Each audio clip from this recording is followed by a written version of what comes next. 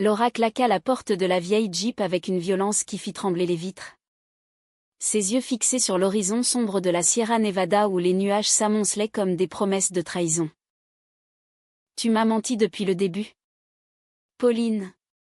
hurla-t-elle, sa voix se brisant dans l'air chargé d'humidité, tandis que la pluie commençait à marteler le sol forestier.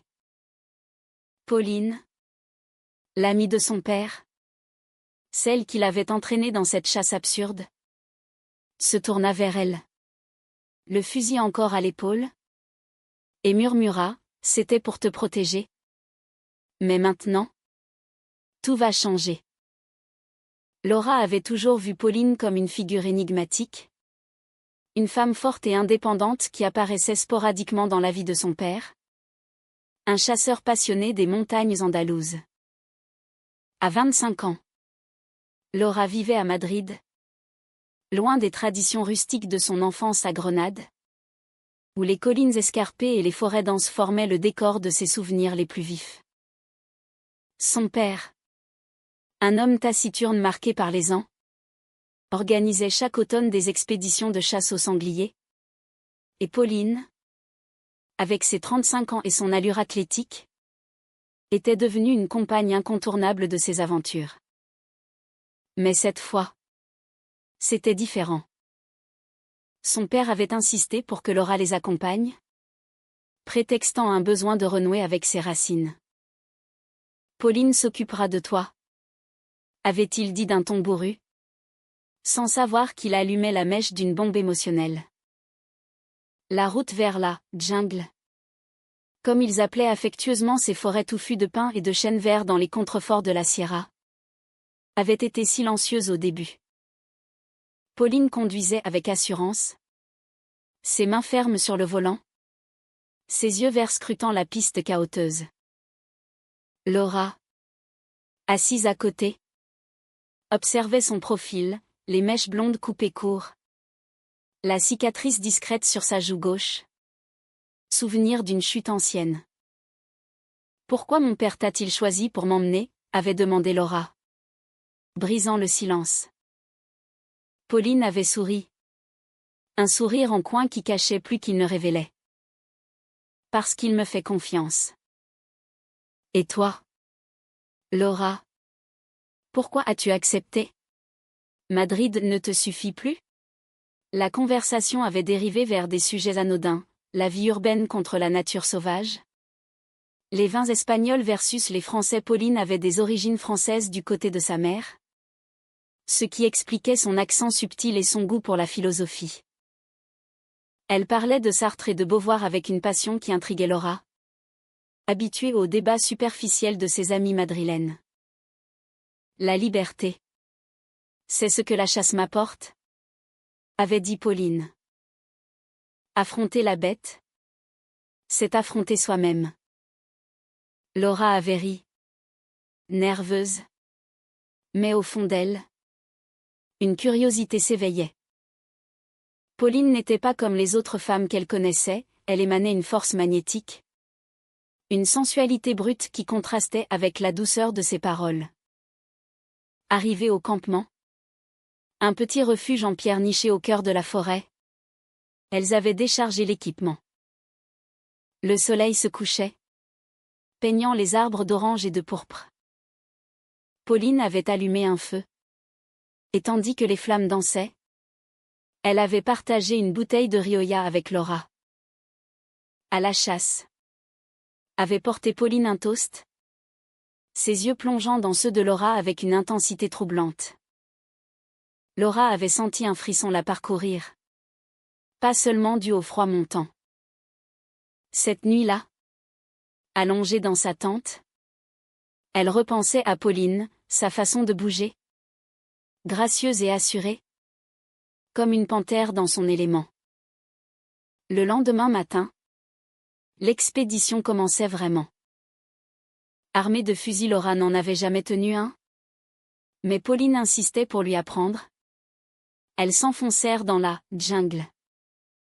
Les sentiers étroits serpentaient entre les rochers et les buissons épineux, l'air embaumant l'eucalyptus et la terre humide.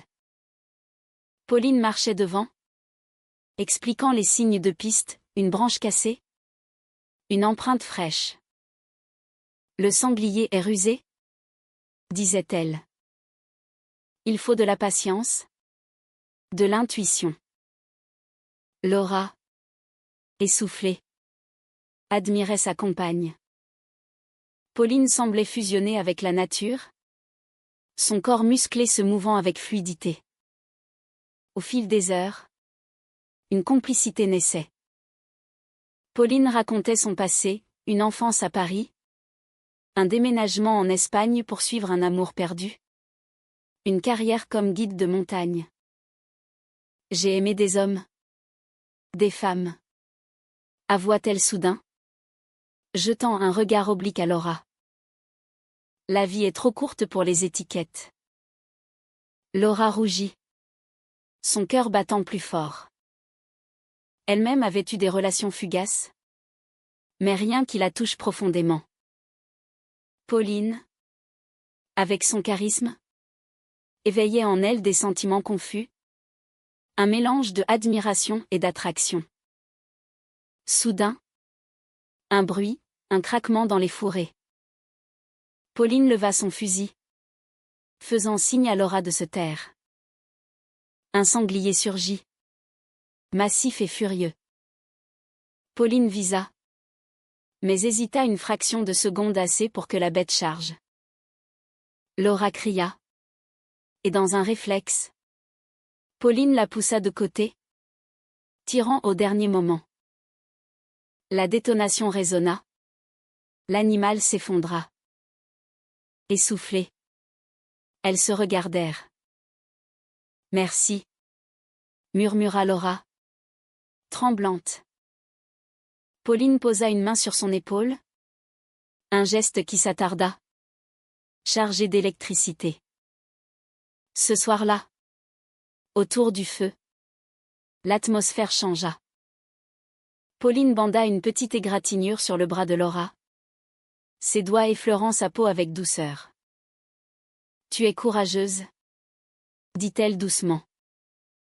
Laura leva les yeux, et leurs regards se verrouillèrent.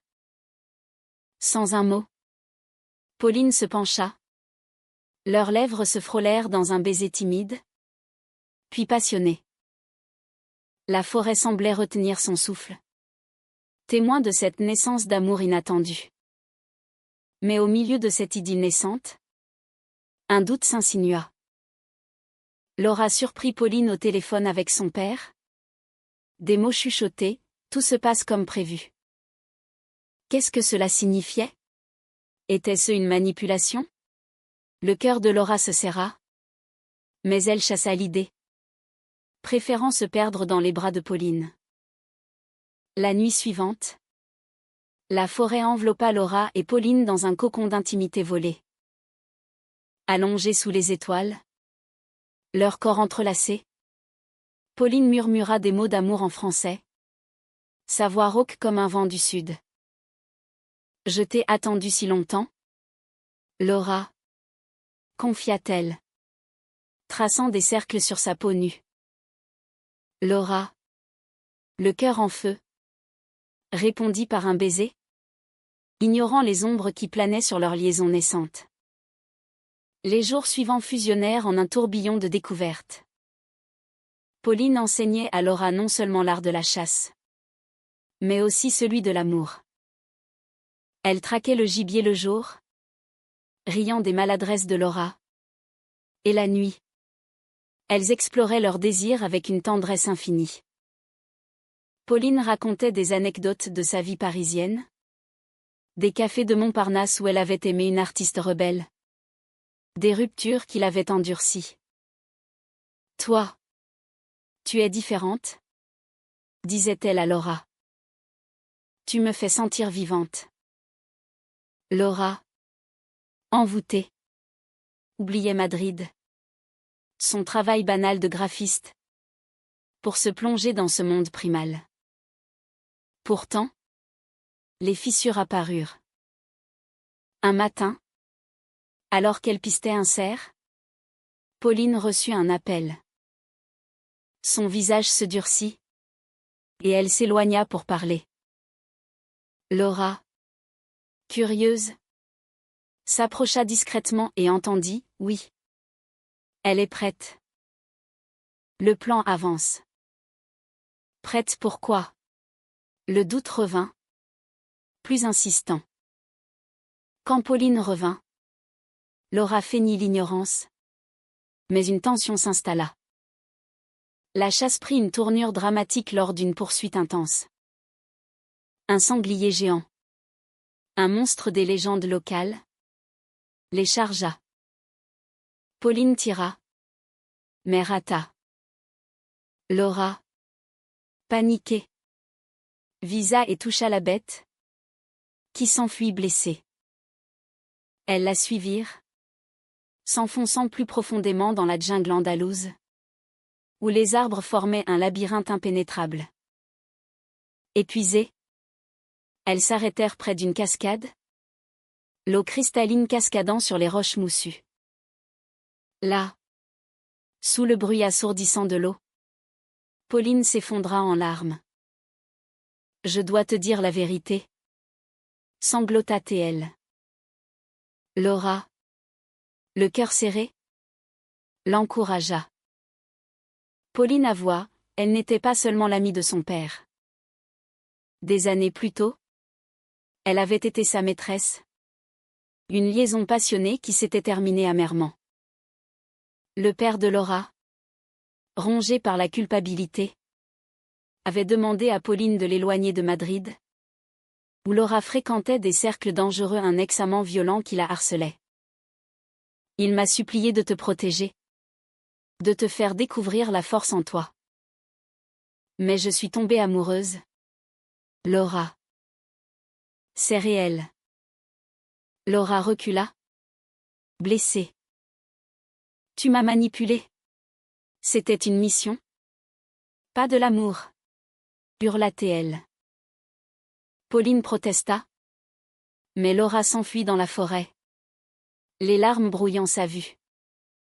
Seule, elle erra, confrontée à ses propres démons, son attirance pour les femmes, qu'elle avait toujours réprimée. Et maintenant cette trahison qui la déchirait. Pauline la retrouva au crépuscule, près d'un vieux chêne. Elles s'affrontèrent verbalement, des mots durs fusant comme des balles. Tu es comme lui. Égoïste, accusa Laura. Pauline, les yeux emplis de regret, répondit, non. Je t'aime pour toi. Pas pour lui. Dans un élan, elles s'embrassèrent, la passion l'emportant sur la douleur. Mais la nuit apporta un nouveau tourment, un orage violent s'abattit, transformant la forêt en chaos. Réfugiées dans une grotte, elles parlèrent jusqu'à l'aube. Pauline révéla tout, son passé tourmenté, une enfance marquée par l'abandon, sa quête de sens dans la nature. Laura, touchée, partagea ses propres peurs, la solitude à Madrid, le sentiment d'être perdue. Leur amour, forgé dans l'adversité, semblait plus fort. Mais un appel du père de Laura changea tout. Il arrivait, alerté par l'orage, et Pauline savait qu'il découvrirait leur liaison. Le conflit culmina le lendemain. Le père apparut au campement, furieux. Que as-tu fait, tonna-t-il Pauline. Laura, défiante, avoua leur amour. Le père, choqué, accusa Pauline de trahison. Tu étais censé la protéger, pas la séduire. Pauline, tête haute, répondit, l'amour n'obéit pas aux ordres. Une dispute éclata, révélant des secrets enfouis. Le père avait aimé Pauline profondément, mais l'avait quittée par peur du scandale. Laura, déchirée entre loyauté familiale et passion, choisit de partir seule. Elle s'enfonça dans la forêt, cherchant la clarté. Pauline la suivit. Implorante. Ne me laisse pas, supplia-t-elle. Mais Laura, blessée, la repoussa. Seule avec ses pensées, elle réalisa la profondeur de ses sentiments, mais aussi la complexité de la vie. L'amour n'était pas simple. Il était tissé de trahison et de rédemption. Les heures solitaires dans la jungle andalouse forcèrent Laura à affronter son âme. Assise contre un rocher, entourée de la symphonie des oiseaux et du vent dans les feuilles, elle repensait à Pauline, ses caresses tendres, ses yeux verts remplis de vulnérabilité. Était-ce une illusion? Ou l'amour vrai? Imparfait et humain? Le soleil filtrait à travers la canopée, illuminant des souvenirs doux amers. Pauline, de son côté, errait, rongée par le remords.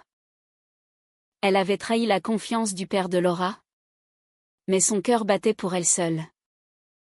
Elle se rappelait leur premier baiser, la chaleur de leur corps sous les étoiles, moment pur dans un monde de duplicité. Déterminée, elle pista Laura, utilisant ses compétences de chasseresse pour la retrouver. Elles se croisèrent près d'une clairière, où un troupeau de cerfs paissait paisiblement. Laura, écoute-moi, implora Pauline. Laura, les yeux rougis, hésita. Pauline s'agenouilla. Vulnérable, j'ai commis des erreurs. Mais mon amour est sincère. Ton père m'a demandé de te protéger. Oui. Mais ce qui s'est passé entre nous est à nous. Laura, touchée, sentit ses défenses craquer. Elles parlèrent longuement, dénouant les nœuds de la trahison. Pauline avoua son plan initial, simuler une chasse pour éloigner Laura de son ex. Mais l'attraction avait été irrésistible. Le père, arrivé au camp, les confronta à nouveau. Une scène dramatique s'ensuivit, accusation, larmes, révélation. Il admit sa propre faute, avoir utilisé Pauline pour réparer ses erreurs parentales. J'ai peur de te perdre, Laura, confia-t-il. Laura, forte de son amour naissant, déclara, je suis adulte. Papa. Pauline m'a montré qui je suis vraiment. Le père, ému, céda, reconnaissant la profondeur de leur lien. Mais le destin frappa. Lors d'une dernière chasse pour sceller leur réconciliation, un accident survint. Un sanglier chargea le père, le blessant légèrement. Pauline, héroïque, le sauva. Mais dans la confusion, Laura fut séparée. Paniquée, elle appela. Et Pauline accourut. Ensemble, elles soignèrent le père, unifiant leurs forces. Cet événement cimenta leur amour, transformant la trahison en rédemption. De retour à Grenade, la vie reprit, mais changée. Laura et Pauline s'installèrent ensemble, affrontant les regards curieux de la société espagnole conservatrice. Leur relation, riche en émotions, naviguait entre passion et conflits mineurs. Pauline introduisit Laura à la culture française, livres de Colette, vins de Bordeaux, promenades imaginaires le long de la Seine. L'amour est une chasse perpétuelle, disait Pauline, souriante. Pourtant, un nouveau conflit surgit. L'ex de Laura réapparut, menaçant, jaloux de sa nouvelle vie. Il envoya des messages anonymes, insinuant des secrets sur Pauline. Laura, douteuse, confronta sa compagne. Pauline admit un passé sombre, une liaison toxique en France, qui l'avait poussée à fuir. J'ai changé grâce à toi. Jura-t-elle. Laura, après une nuit de tourments, choisit la confiance. Leur amour s'approfondit. Teinté de romantisme. Elle voyageait en Espagne, de Séville à Barcelone, découvrant des alcôves cachées où elle s'aimait librement. Pauline composait des poèmes en français pour Laura. Des vers empreints de sensualité et d'humanité. Ton corps est une carte que j'explore. Ton âme un trésor que je chéris. Écrivait-elle. Mais la haute trahison vint d'ailleurs. Le père de Laura, rongé par la jalousie résiduelle, contacta l'ex pour saboter leur relation. Quand Laura découvrit cela, ce fut un choc. Comment as-tu pu, cria-t-elle à son père. Il s'effondra, avouant sa peur de l'abandon. Pauline, magnanime, pardonna, enseignant à Laura la valeur du pardon. Dans cette tourmente, leur lien se renforça. Elles affrontèrent ensemble les tempêtes émotionnelles, émergeant plus unies. La forêt, témoin de leur naissance, devint leur sanctuaire, où elles revenaient pour se rappeler leurs racines. Le climax arriva lors d'un retour symbolique dans la jungle. Laura et Pauline, accompagnées du père réconcilié, organisèrent une chasse finale non pour tuer, mais pour libérer. Elles relâchèrent un cerf capturé, symbolisant la fin des chaînes du passé. Mais un orage soudain transforma l'expédition en cauchemar. Séparées, Laura et Pauline se cherchèrent dans la nuit. Leurs cris perdus dans le tonnerre. Laura, terrifiée, trouva refuge sous un arbre foudroyé. Pauline la rejoignit, trempée, et elles s'enlacèrent, leur cœur battant à l'unisson. Je ne te quitterai jamais, jura Pauline. À l'aube, le soleil perça, illuminant leur amour résili. Le père, retrouvé sain et sauf, bénit leur union, acceptant enfin. De retour à la civilisation, leur vie fleurit. Laura quitta Madrid pour Grenade, où elles ouvrirent un petit atelier d'art et de guidage nature, fusionnant leurs passions. Pauline enseignait la chasse éthique. Laura dessinait les paysages qui les avaient unis.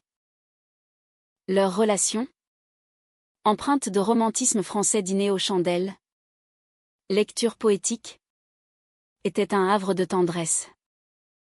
Les conflits passés les avaient rendues plus fortes, enseignant l'humanité de l'amour, imparfait, mais profond.